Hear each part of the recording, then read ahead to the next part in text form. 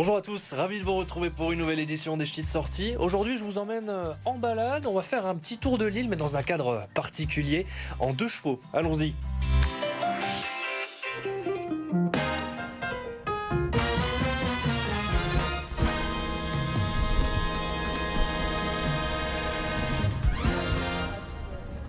Voici le véhicule avec lequel on va faire un petit tour de l'île aujourd'hui. C'est une 2 chevaux.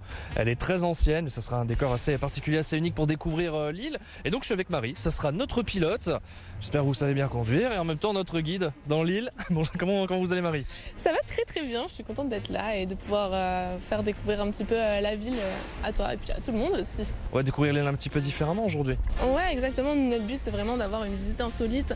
Donc voilà, on est déjà dans un véhicule d'époque qui est super joli et qui rappelle plein de souvenirs. Et nous on va vraiment faire une visite dans les rues, dans les petites ruelles, dans les lieux un peu inconnus et cachés de l'île, voilà, pour profiter à fond. Bah écoutez, Marie, on se met en route. C'est parti. On y va, parce que au moins on aura un toit au-dessus de notre tête pour découvrir l'île. Attention, je baisse la tête et on y est.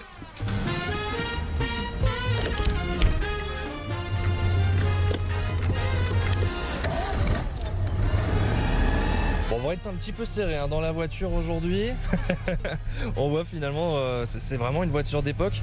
1978, là je vois la date.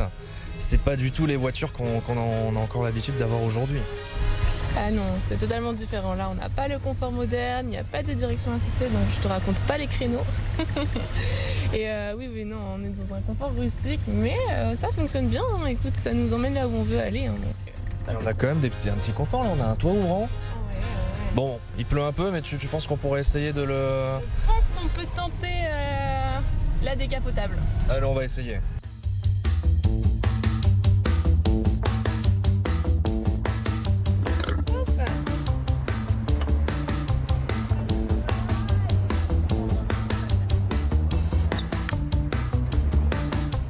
Ouais, ce toit ouvrant, il change beaucoup de choses. Bon, vous voyez, je fais de mon maximum pour essayer de vous trouver des petits endroits où on peut prendre un petit peu de place. Là, c'est sûr tout de suite. On est sur la Grand Place. Vous l'avez très certainement reconnu, la Grand Place de Lille. Et c'est vrai que ce toit ouvrant, ça offre une meilleure visibilité. C'est tout de suite une autre ambiance. Ah oui, nous, on recommande vraiment d'avoir la décapotable dès qu'on peut. Bon, malheureusement...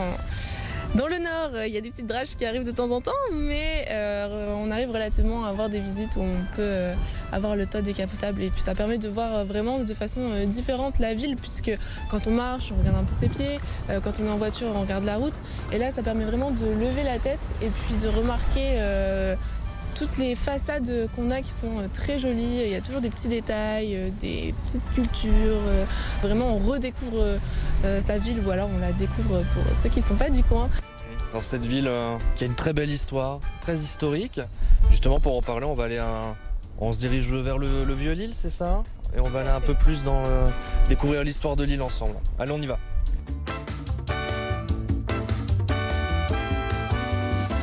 Qui sont très modernes et qui côtoient des bâtiments qui sont très vieux. Et c'est ça qui fait son charme aussi. Et là, on passe devant la maison mère, qui est une confiserie-pâtisserie très connue à Lille. Elle est connue notamment pour sa fameuse gaufre fourrée à la vanille de Madagascar.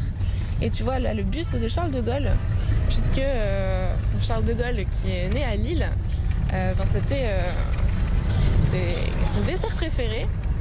La légende dit qu'il faisait carrément livrer les gaufres de chez Mère quand il était à l'Élysée.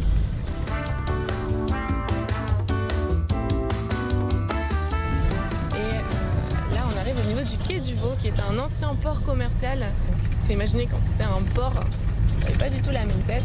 La ville s'est créée autour de justement cette particularité, puisqu'il y avait les marchands qui venaient, qui amenaient leurs marchandises jusqu'ici.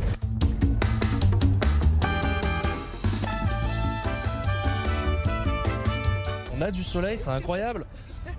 C'est là que tu vois qu'on est dans le nord. Hein. On commence sous la pluie, et puis après on a du soleil. Je vais même éblouir, vous voyez, j'ai un peu du mal à regarder. Ce décor qui est assez incroyable, on vient de s'arrêter, on fait une petite pause ici. Ouais, là on fait une petite pause parce que là c'est un endroit super joli que j'aime bien montrer, voilà, prendre un petit peu mon temps. Alors, on est au niveau de la porte de Gand, Donc il faut savoir que Lille, c'était une ville fortifiée et donc on avait forcément des murs qui entouraient la ville et des portes pour entrer et sortir. Et donc là, tu vois vraiment le style espagnol, tu retrouves avec les couleurs. Tu as le symbole de Lille, hein, la fleur de lys argentée sur le fond rouge, avec sa couronne de murs fortifiés pour rappeler justement l'histoire de ville fortifiée de la ville. Et ici, là, tu as un petit espace vert où tu as de l'éco-pâturage l'été. Voilà, c'est une petite bouffée d'air avant de re-rentrer dans la ville où il y a des bâtiments partout et pas trop d'arbres.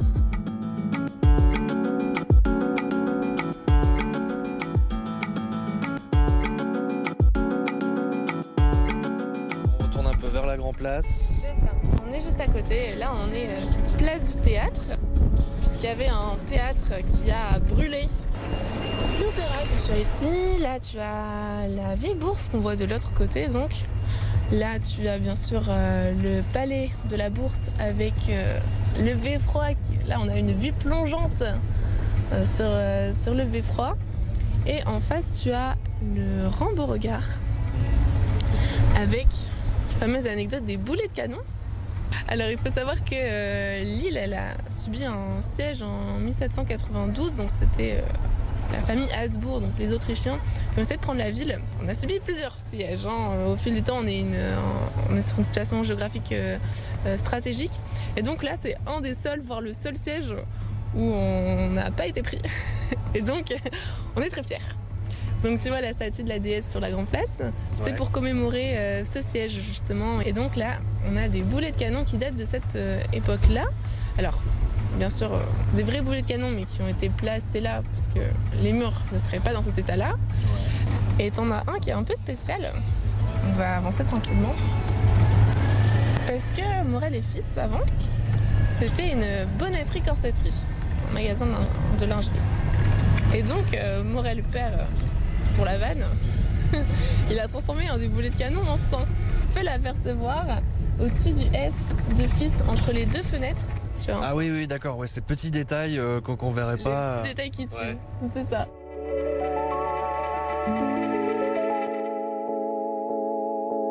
Bon, on vient d'atterrir de retour sur la place Rieur avec un très beau tour. On a quand même fait 1 heure de découverte de Lille, de toutes ces histoires, de ces petites anecdotes. Je suis sûr que vous en connaissiez pas. Moi aussi, j'ai découvert des choses. Merci beaucoup Marie pour ce petit tour. Avec grand plaisir. Si jamais ça vous intéresse, que vous aussi, vous avez envie de découvrir Lille en 2 chevaux, quelles sont les petites informations pratiques? Alors, donc nous on est Tradibalade. Vous pouvez faire des visites de 30 minutes, 45 minutes, 1 heure ou 1h30 avec nous. Donc pour découvrir comme Rémi toutes les anecdotes sur la ville de Lille. Donc on vous a pas tout dit, il y a encore plein de trucs à découvrir. Merci beaucoup Marie pour ces petites informations et pour cette belle balade très originale ici de Lille, de la capitale des Flandres, avec cette belle voiture, cette Colette, on l'appelle Colette, c'est la 2 chevaux.